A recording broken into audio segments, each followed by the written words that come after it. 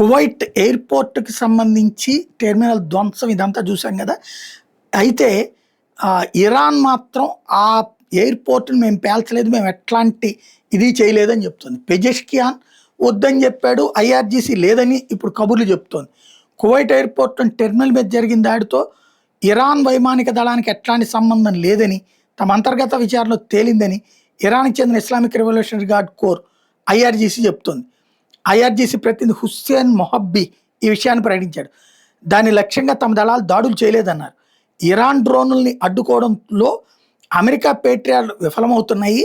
వాటి వ్యవస్థలో లోపం వల్లే ప్రయాణికుల టెర్మినల్ ధ్వంసమైందని ఆరోపించారు. అంటే అమెరికా ఇచ్చినటువంటి ఎయిర్ డిఫెన్స్ సిస్టమ్ ఫెయిల్ అయ్యి మా డ్రోన్లని పేల్చలేక అమెరికన్ పేట్రియాటిక్ మిస్సైలే మిమ్మల్ని వచ్చి పేల్చేసింది అన్నటువంటి విషయాన్ని చెప్తున్నారు. నీ డ్రోను ఆ ఎయిర్పోర్ట్కి వెళ్ళడం అన్నది కరెక్టే కదా. అది కదా అసలు విషయం. డ్రోన్తో దేని పేల్చాలనుకున్నావు? పేట్రియాటిక్ మిస్సైల్ అని కాదు కదా, ఎయిర్పోర్ట్నే కదా. కానీ అర్రే డైరెక్ట్గా వచ్చి ఆ మిస్సైలే వచ్చి పడింది అని చెప్తున్నారంటే వీళ్ళు ఎంత నాటకాలు ఆడుతున్నారో అర్థమవుతుంది.